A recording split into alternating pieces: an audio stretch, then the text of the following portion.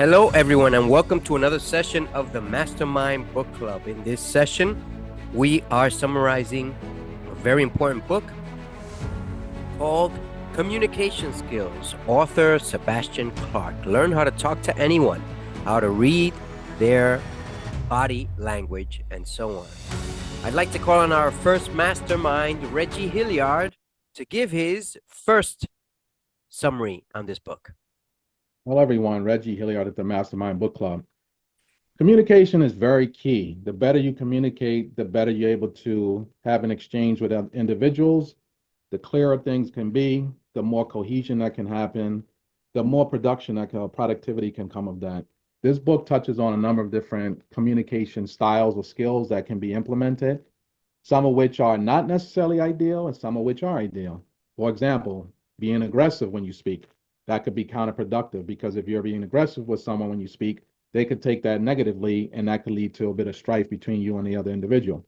You can be direct when you communicate, which could also be positive, negative, depending on, because if you're direct, you can at least allow somebody to let you know what it is that you want or what it is you're trying to convey to them. But sometimes being direct with certain people, they take it as a little bit too forceful. There are other means and ways in which you communicate, being very passive or passive aggressive, being very submissive, manipulative, which is not necessarily a good thing because if you're trying to manipulate someone, there's like usually an underlying sort of thing that you're trying to do there where you're trying to take advantage of someone, right? But there are a number of other things you can be as well when you communicate, such as to be very patient, allow someone to talk where you don't interrupt them, give them a chance to speak, let them say their full point. And that's actually a good skill set to be able to listen to someone while they speak, to listen to learn, as opposed to listen to respond. Because when you do that, you show care, concern for the person, they appreciate that, and in the long run, you both gain from that. Also asking good questions while you speak, be cheerful, create a good rapport between you and that other person. These are very good things that you can employ when you're speaking or when you're communicating. As well, one more thing I'll touch on is constructive criticism. Some people criticize when they talk to another person, and criticism could be a negative thing, whereas if you are saying harsh words to someone, that's not necessarily a good thing. But constructive criticism is meant to help someone, such that you deliver to them with care and support. Hey, I have this advice for you. This can possibly help you, help them to grow, help them to progress, improve upon where they are, improve the performance, and increase their potential in the future. So these are some of the things that you can employ. So communication, very key. The better you communicate, the better you can have as far as an exchange between you and other individuals, the better overall is the relationship, and you can be much more productive and work towards things in the future or overall that are beneficial for all. So that's what I'll touch on. Wow. Profound, Reggie Hilliard, profound. Thank you very much. Now I'd like to call on Marth Johnson. Hello, everyone. I'm so excited about this book. There are so many things we can apply and conduct the mastery of the art to affect the communication, the principles of communication, learning to navigate verbal and nonverbal communication, and discover the power of listening is very important, and the impact the verbal body, the verbal language. And as you become a person with charisma, persuasion, and conquer the social anxiety, apply this skill for the book. It's going to guarantee a succeed with any relationship. The companies using effective communication, they have 50% higher returns with the shareholders that the company it doesn't use effective communication. We have to use communication in every way, in everywhere where we're going, at home, at work, with friends, with new people, everywhere. It's important to be communicate in different ways and be positive and be have charisma with people, and that's what I get for this book. And really have so much to say. And thank you very much. Thank you very much, Marth Johnson. Sebastion Clark writes this book, Communication Skills. There are two things that I'm just going to talk on very briefly. Number one is he calls us to give stories. Stories, the majority of people like stories. They want an example of what you're talking about. So give a story. For example, maybe you failed in life. Maybe you succeeded at something. Maybe you've had a bit of both. People like to hear that because they want to feel as if it were them in that position, whether it's a failure or it's someone who's attempting to succeed. There are some people who don't have a purpose, and in part of a communication skills is finding out your purpose, but doing is more intense than anything else. The other thing that I wanted to talk about in reference to this book is that the author tells us to try and avoid reading from paperwork.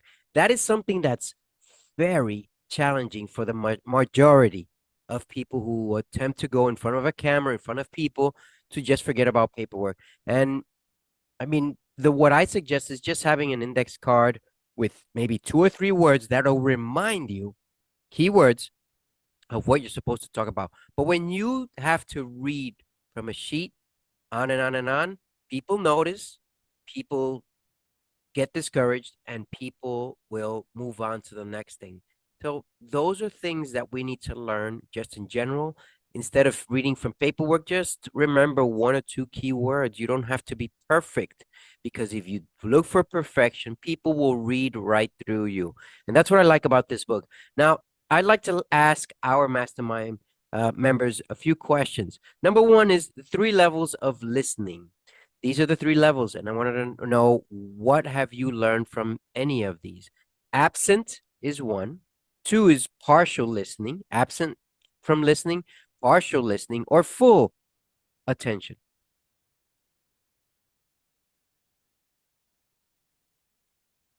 I'll touch on this first. A good part of me is full listener. I've been accused, not in a bad way, of being a good listener. Like, whereas I've had conversations with people where years later I'll re-exchange with them and mention something in that conversation. They'll say, "Oh, you have a good memory." Because, like I say, I mean, this whole idea of communication, this should be such that you're not just trying to listen to respond. And then as person who is myself as a teacher, a person who's always about teaching people, my thing is to learn as much as I can learn, so I can then take that process, set, assimilate it, and then be able to give it back in a form that can be advantageous or beneficial to the person who I'm giving it to, whether it's the same person taking what they give me, respond to them accordingly, or take that information, use it, synthesize it, and use it towards something else. So I think it's very important to be an active, full listener, because it's not just about being quick to respond to someone, because then you're missing half of what they said, if not more. For me, it's about sitting back, listening. In fact, there were years where I just was a listener before I became a speaker. It only was that I became a speaker when it was obviously evident to me that I was to be called upon to teach.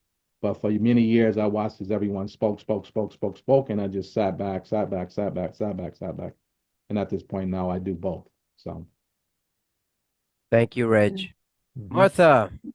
Yeah, for me, when you full listening, you have to respect the people.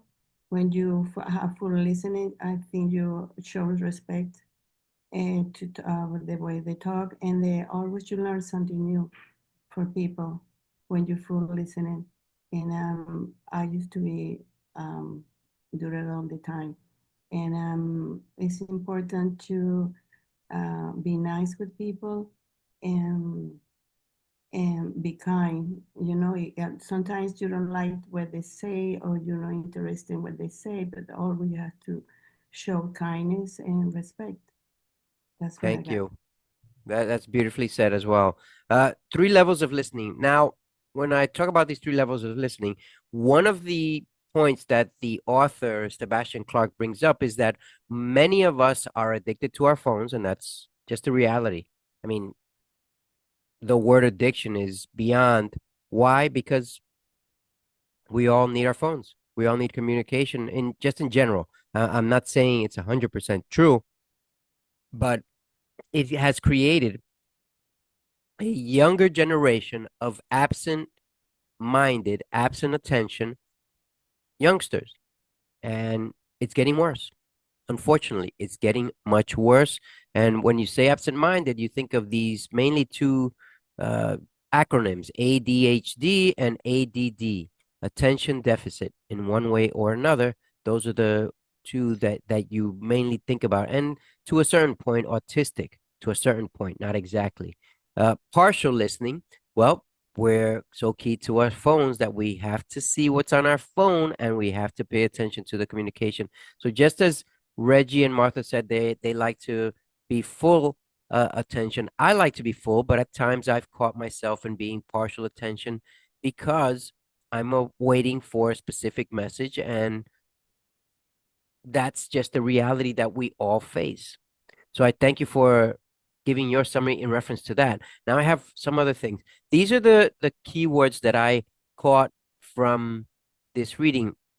We need to more focus on eye contact. Some people focus fully, but others, the receptors get afraid of 100% attention on eye contact.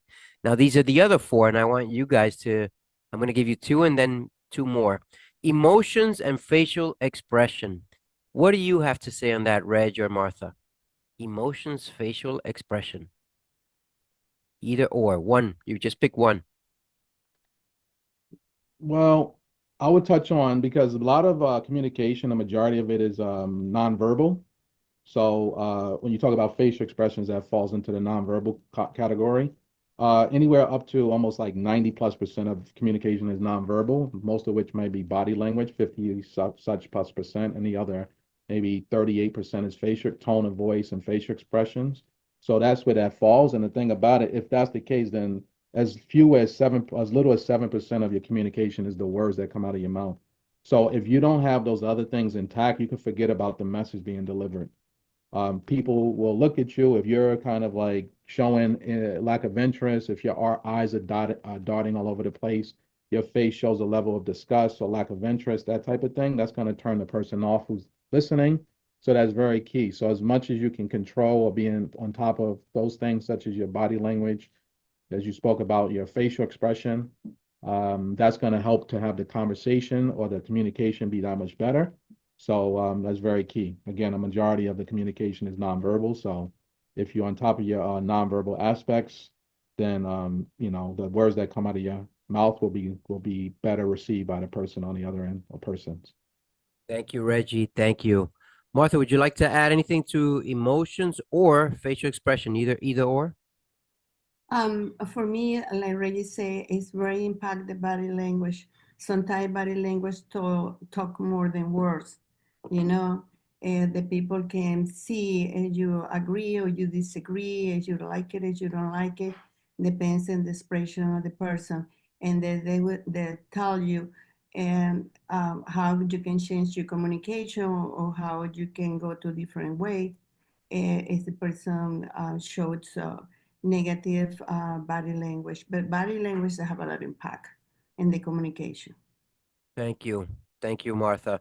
Emotions or facial expression? Well, I'm going to touch on my daughter who has cerebral palsy, and she's learning how to communicate more and more. But her facial expressions are much more powerful because mom and dad can tell what she wants, what she's saying, just from a facial expression without having words. And, what has this led me to believe is that we have the power to bring out communication from any of these levels that we choose. And we can be very powerful on one or somewhat powerful on all. And, obviously it takes practice, but be aware that those who are limited have special gifts, and that's where I'm headed at. Everyone has a special gift. You've just got to find it. What is it? The other two communication styles that I want to talk about here and see what Reggie and Martha have to say is space or physical touch. Space or physical touch. Well, in the terms of space, I mean, everyone, there's like what's a sort of, well, it's also cultural, but sort of common courtesy as it pertains to space that you give someone. So you don't want to be encroaching on people's space. In some cultures, like in Japan, that's more, well, in certain aspects, like it's more known that there's more encroachment, but also because of lesser space overall, environment, so on and so forth. But so there's that thing, and it's again cultural or societal where you consider someone's space when you're talking because you don't want to be in their face so much or so much on them that they feel uncomfortable. As far as you said space, and the other one was Disconnected. touching. Connected. Physical touch.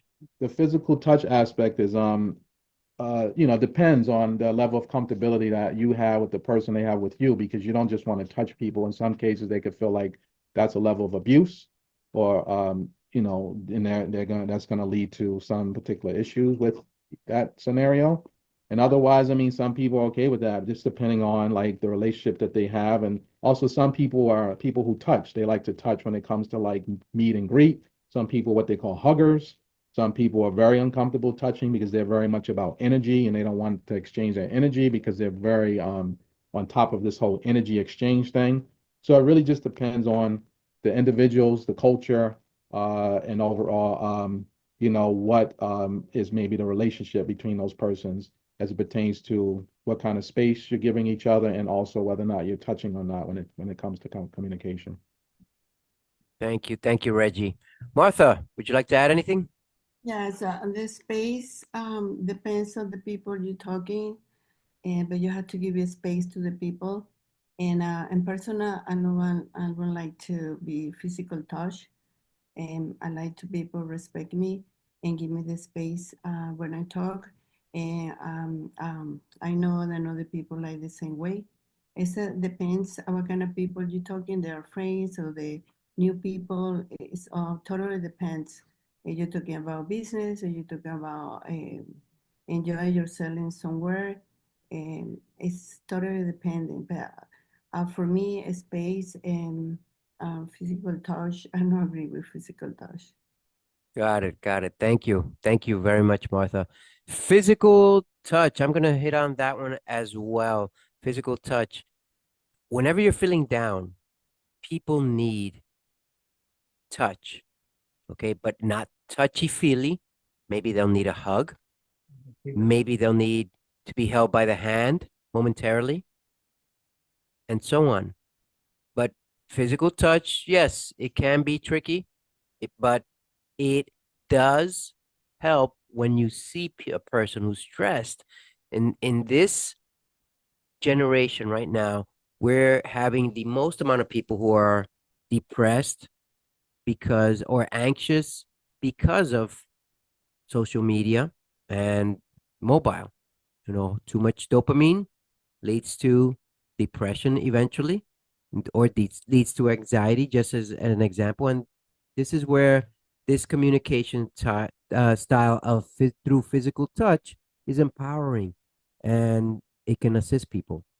Now, the last thing that I want to say here is these are the communication styles that I got. I got 11 of them. I know Reggie hit a good 5 of them. So I just want to read them to you very quickly. 1, direct or indirect communication style. Number 2, assertive communication style. 3, aggressive communication style. 4, passive. 5, passive aggressive. 6, manipulative. 7, submissive communication style. 8, analytical communication style. Very important. Number 9, personal communication style. Number 10, functional communication style through clear. What did I write here? Through clear. I don't remember that word. And number 11, intuitive communication style. So these are the 11 communication styles that Sebastion Clark suggests to us. And Reggie hit upon a good number of these at the beginning. And I'd say that these are all worthwhile learning, because at certain times, you're going to need to be assertive. At certain times, you're going to need to be passive. At certain times, you're going to need to be analytical or personal or intuitive or manipulative or direct or indirect, just to name a few. The reality is that if we don't learn all of these, then we don't have a well-rounded communication skill set. And that is something that is very important to be able to deliver your message. And also remember, again, as Sebastion ends his book, one of the most important things is to relate to stories. People complain about this book because it did not offer examples, and people want to know stories on each of these. So that's the only thing that I can relate in reference to this book, that it would have been really nice to have examples, deeper examples of each of these.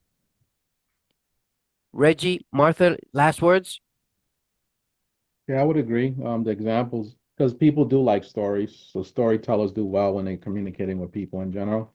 And they always teach you, as if you're going into any like public speaking and things like that, to storytelling, as we talked about before conversation, or Les Brown being one of those people. He's a who's a public speaker, motivational speaker. He's big on telling stories.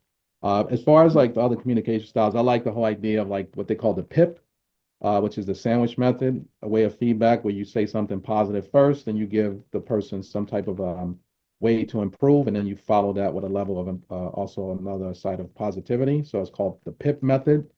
Also just being very, well, I mean, I probably touched on some of this stuff, but another thing is to be very empathetic towards people. A lot of people need that empathy, as you talked about this generation, people being and filled with anxiety riddled, and and kind of dopamine overindulge with the things that they do, which you don't need to be always seeking pleasure, because it's okay to sit with yourself and go within and all that kind of stuff. But in any case, understanding where people are, some of the lessons that they learned that's not actually helping them in the best way. So communicating with a lot of people who are on edge and that type of thing is good to be empathetic, especially understanding where they stand. It helps you to be able to communicate more effectively with them, to be able to reach them, and to be able to have a more human exchange, so that ultimately, they're feeling better when they come away from you, and, hopefully you've done some level of good public service, or just, behave like a human being. Yeah, so those are a couple things that I can offer as well, in this conversation. Thank you, Reggie. Thank you. Martha Johnson, would you like to add your last words? My last word, I really recommend this book to everyone, to be a very to have a very communication skill, and the ability to understand and share the feelings to others in different ways. And nonverbal communication is a teamwork, and it's very powerful. And I really, if you want to be if you want to be communicate with effectively with people, you have to read this book. Thank you. Thank you. So this is the end of our summary for this book. I'd like to thank you all. Thank you again for another session, and stay tuned for the next one, as we'll review another empowering book. Thank you.